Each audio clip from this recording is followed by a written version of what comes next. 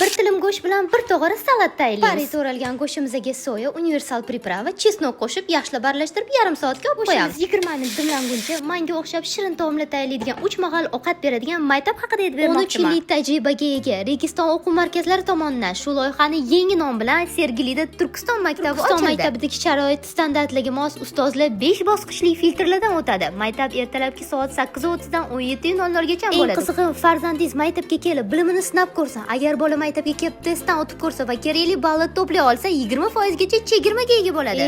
O'rtoqlar, bunaqasini hamma joyda ham eshittirmaysiz. Ustozlarning bilim darajasi shunchalik yuqoriki, darsda bolalar o'tirganda mazza qilib, o'ynab, kulib dars qilishadi. Sinf xonalarining sifatini o'zingizlar ko'rib baho bersanglar bo'ladi. To'g'risini aytaman, o'zim ham maktab o'quvchisi bo'lib ketdim. Shunaqa sharoitlar hamma joyda ham bo'lmaydi. 3 mahal ovqat ichida ertalabki darslardan tashqari suzish, taekvondo, gimnastika, shaxmat, kamondan o'q otish kabi to'garaklar bilan farzandingiz band bo'ladi.